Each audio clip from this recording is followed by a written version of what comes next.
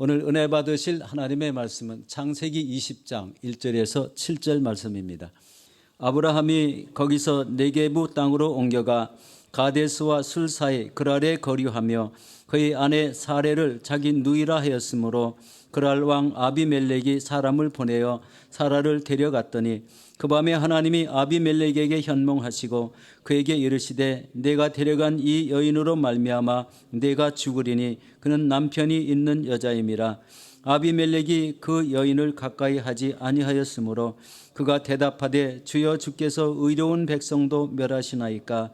그가 나에게 이는 내 누이라고 하지 아니하였나이까. 그 여인도 그는 내 오라비라 하였사오니 나는 온전한 마음과 깨끗한 손으로 이렇게 하였나이다. 하나님이 꿈에 또 그에게 이르시되 내가 온전한 마음으로 이렇게 한 줄을 나도 알았으므로 너를 막아 내게 범죄하지 아니하게 하였나니 여인에게 가까이 하지 못하게 함이 이 때문이라. 이제 그 사람의 아내를 돌려보내라. 그는 선지자라. 그가 너를 위하여 기도하려니 내가 살려니와 내가 돌려보내지 아니하면 너와 내게 속한 자가 다 반드시 죽을 줄 알지니라. 아멘. 아멘. 예수님 사랑하시면 아멘 하시겠습니다. 함께합니다. 하나님도 나를 죽기까지 사랑하십니다. 아멘. 오늘 저는 창세기 20장 1절로 7절 말씀을 통해서 연약한 우리를 품으시는 하나님이라는 제목을 함께 은혜를 나누고자 합니다. 어느 교회에 주일 예배가 마치고 성도님 한 분이 담임 목사님에게 찾아왔습니다.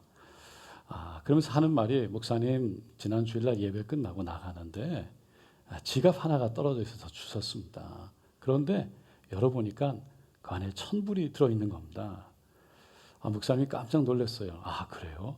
그럼 주인 찾아주셨습니까? 이분이 아니요, 아직 못 찾았습니다. 아니, 아직 찾아보지 못했습니다. 그러니까 목사님이 아니 왜요? 그러니까 이분이 하는 말씀이 사실 제가 요즘에 돈이 필요한데 이게 도대체 하나님의 응답인지 사탄의 유혹인지 도대체 분간이 가지 않았어요. 할렐루야. 네. 여러분 사람은 참 연약한 존재예요. 그래서 언제 넘어질지 모릅니다. 언제 유혹을 받을지 모르고요. 누구라도 실수할 수 있고 누구라도 잘못할 수 있는 거예요. 그래서 우리는 겸손해야 되는 거예요. 그래서 우리는 주님을 의지해야 되는 거예요. 근데 그러기 위해서는요, 늘 하나님의 은혜를 기억해야 됩니다. 왜냐하면 우리는 하나님의 은혜가 아니면 정말 하나님 앞에 쓸 수도 없지만 살아갈 수가 없기 때문이에요. 오늘 본문에 나오는 아브라함은요, 믿음의 조상이라고 불리는 사람이죠. 갈대아 우르에 살고 있었는데 하나님이 지명해서 부르셨어요. 그리고 복을 주셨어요. 그리고 정말 복이 되라 라고 말씀하셨죠. 근데 그래서 그 갈대아 우르를 떠나가지고 하나님께서 이 가나안 땅으로 인도해 주셨는데 얼마 지나지 않아가지고 비가 오지 않는 겁니다. 가뭄이 극심한 거예요. 먹을 게 없으니까 애굽으로 내려가죠. 먹을 걸 찾아서.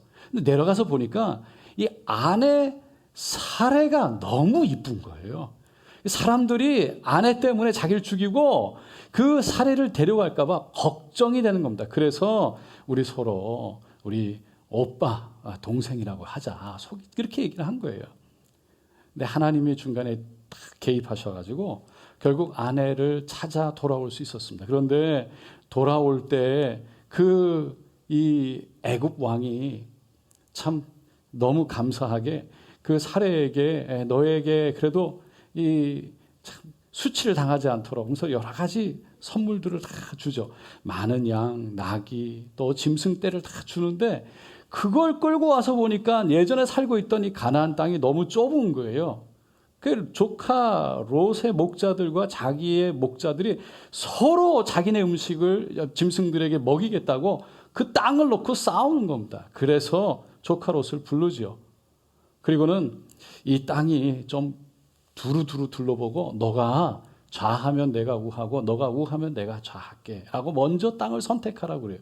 그 조카 롯이 가만히 보니까 물이 많은 요단강 쪽의 땅이 아주 기름지고 좋아 보이거든요. 거기는 소돔이 있는 땅이었죠. 그래서 목자를 데리고 그거로 가버립니다.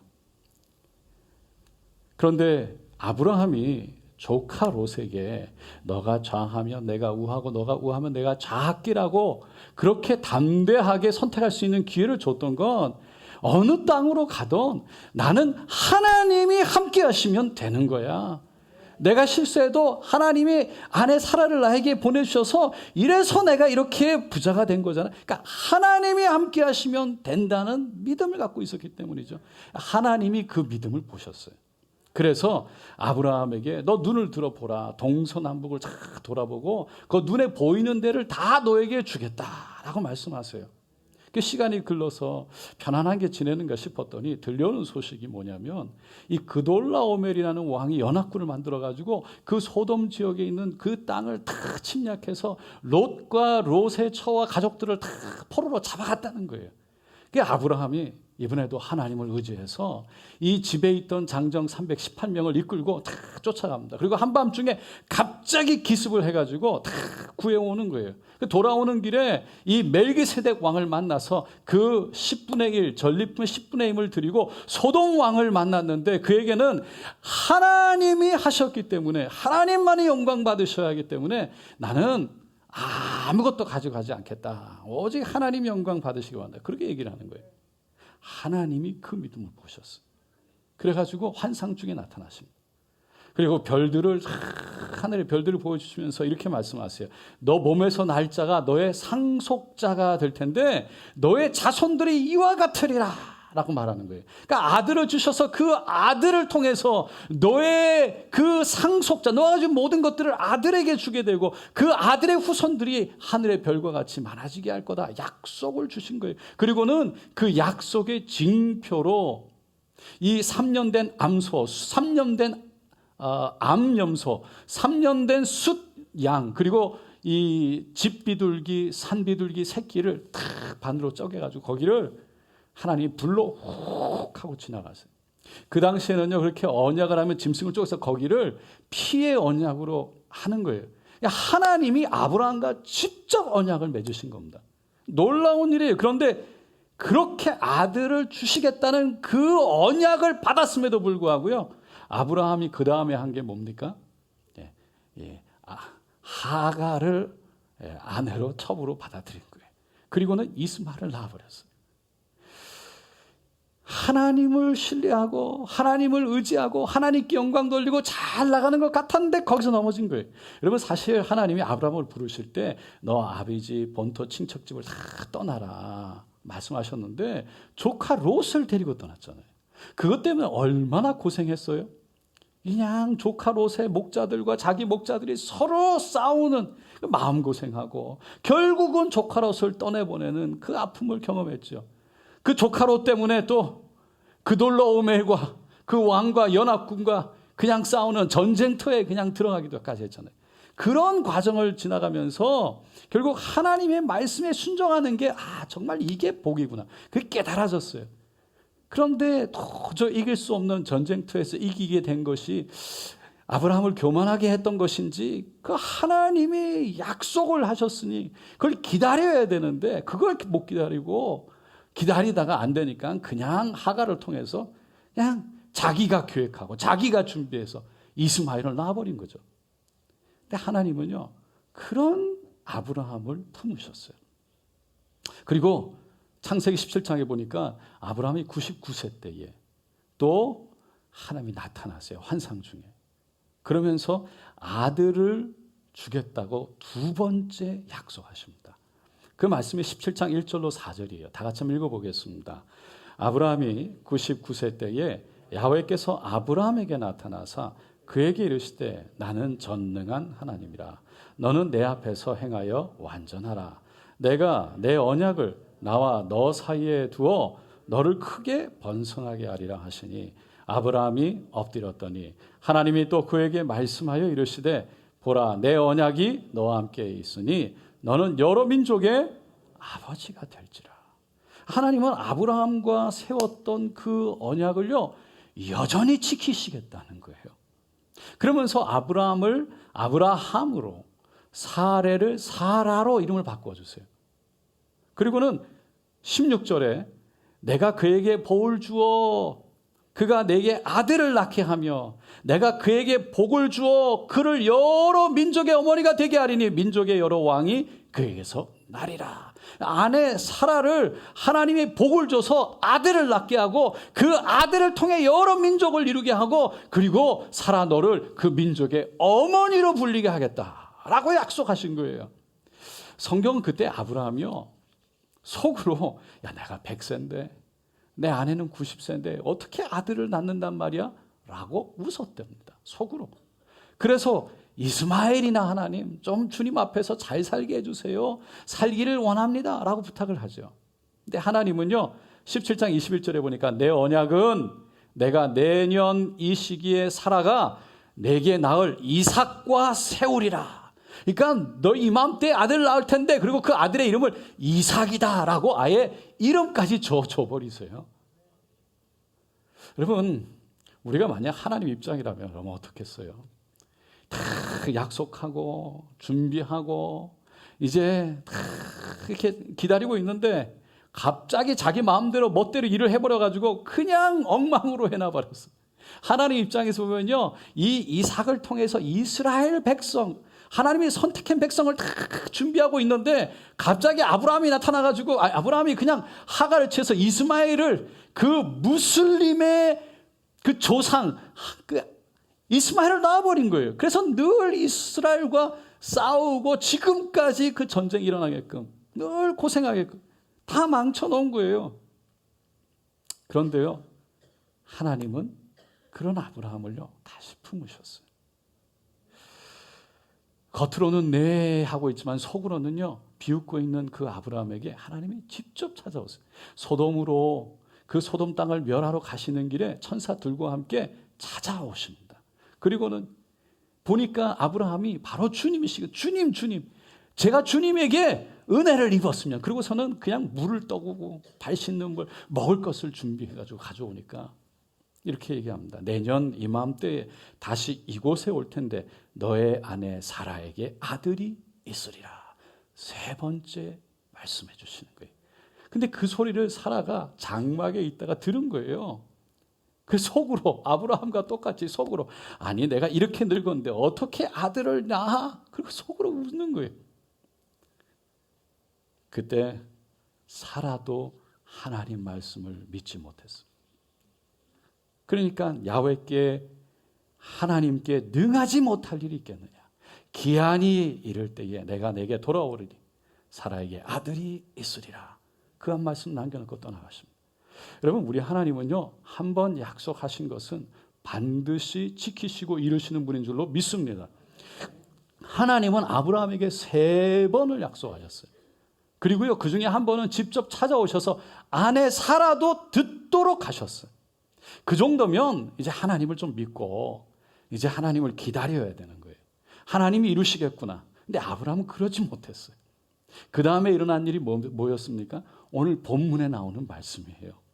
1절 2절입니다. 우리 다시 한번 읽어보겠습니다.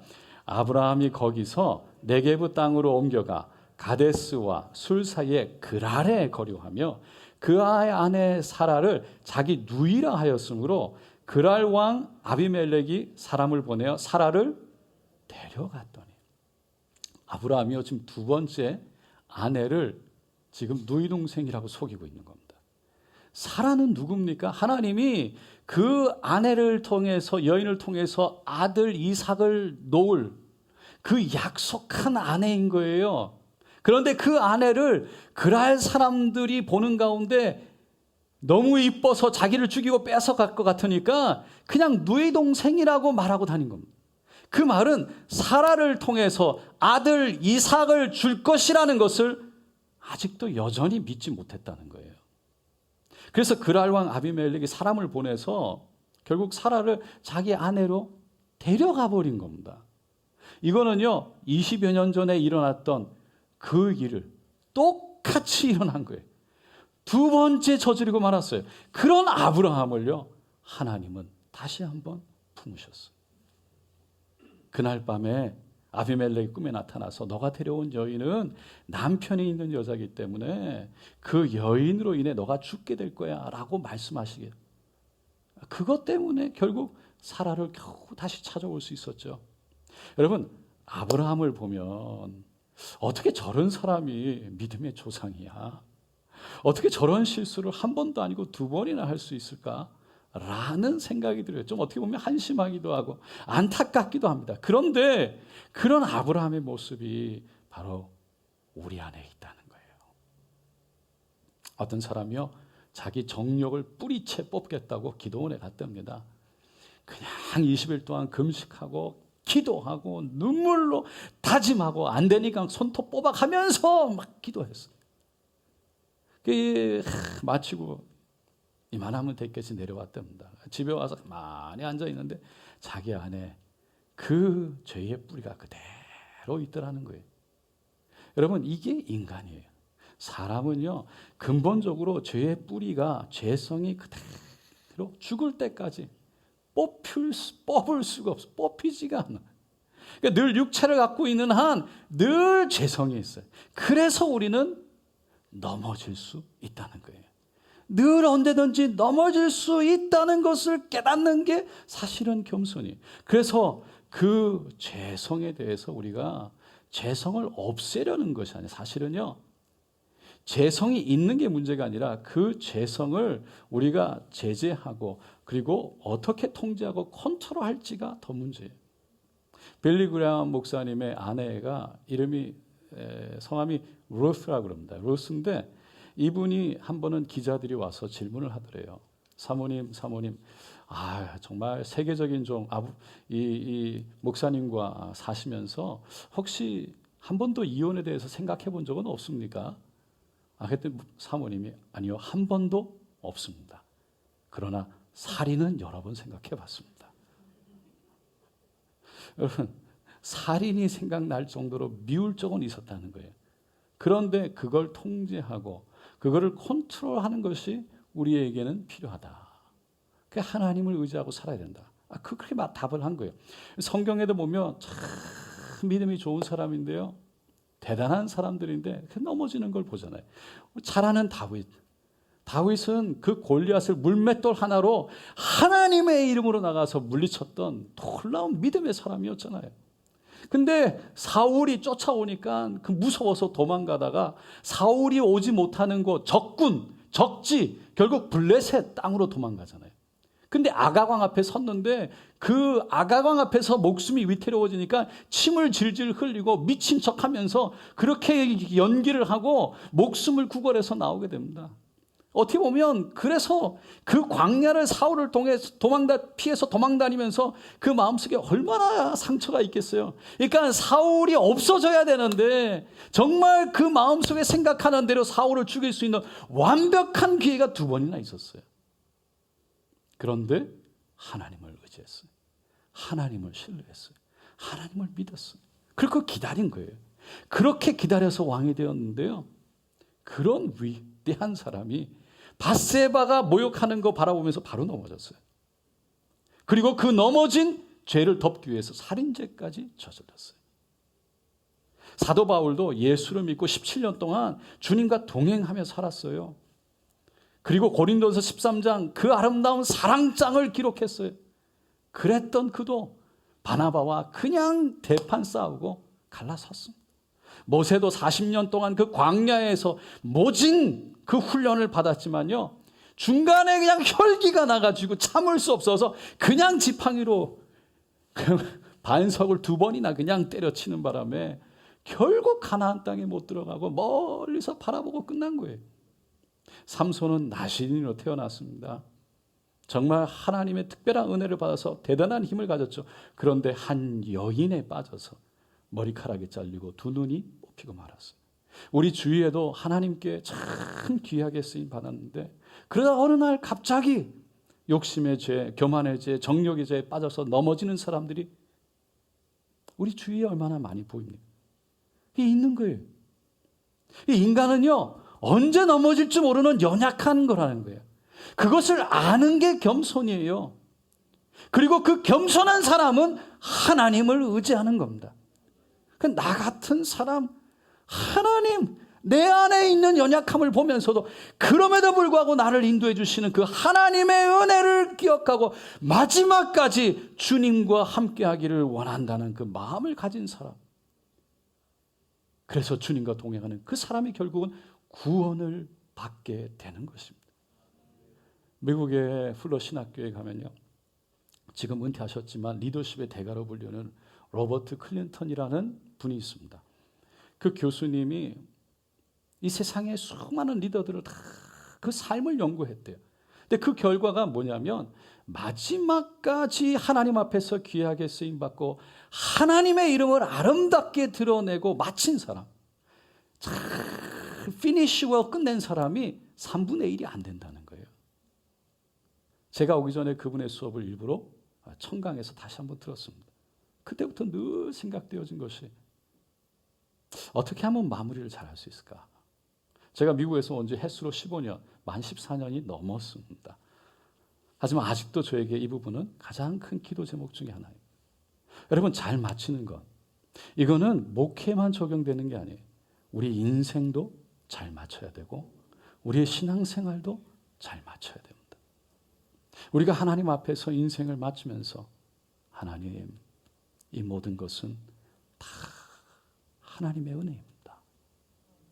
저 같은 자를 사랑해 주셔서 감사하고 예수님, 저도 사랑합니다. 그렇게 고백할 수 있다면 그 인생이 복된 인생이고, 그리고 그 복이 바로 하늘에서 하나님께서 예비하신 복으로 이어지게 되는 것입니다. 이것을 사도 바울은 디모데후서 4장 7절로 8절에 마지막 순간 이런 고백을 했지요. 한번 다 같이 우리 잘 아는 말씀 읽어보겠습니다. 나는 선한 싸움을 싸우고 나의 달려갈 길을 마치고 믿음을 지켰으니 이제 후로는 나를 위하여 의의 면류관이 예비되었으므로 주 곧 의로우신 재판장이 그날에 내게 주실 것이며 내게만 아니라 주의 나타나심을 사모하는 모든 자에게 도니라. 끝까지 선한 싸움 다 싸우고 마지막까지 믿음 잘 지켰으니 그 마지막 순간 나를 위해서 하나님의 의의 면류관, 다시 말해서 내가 준비한 면류관이 아니고 내가 만드는 면류관이 아니고 예수 십자가 주님이 만드신 의의 면류관, 주님이 예비하신 의의 면류관이 나를 기다리고 있다. 그런 믿음의 고백인 거죠. 이렇게 끝까지 믿음으로 승리하기 위해서는요, 늘 약하고 약한 우리의 모습들, 늘 넘어지고 또 넘어지는 우리, 그것을 우리가 깨닫고 겸손히 주님 앞에 엎드려 주님을 의지해야 되는 거예요. 그리고 넘어지더라도 또 넘어져도 좌절하고 포기하고 주저앉지 말고 그럼에도 불구하고 나를 향해서 다가오시는 그 하나님의 은혜를 기억하고 또 기억해서 그때마다 일어나 하나님께 손을 뻗어 나의 힘이 아니라 주님이 주시는 힘으로 일어나기를 원합니다. 그리고 일어나야 되는 것이죠. 왜냐하면 주님은 우리를 끝까지 포기하지 않기 때문입니다. 여러분, 하나님은 우리를 너무 잘 아세요. 우리가 어떤 사람인지 잘 아십니다. 그래서 넘어져도 다시 돌아오기만을 간절히 원하세요. 기다리세요. 그게 은혜라는 거예요. 여러분, 우리 하나님의 은혜는요, 우리의 실수나 우리의 잘못보다 더 큰 줄도 믿습니다.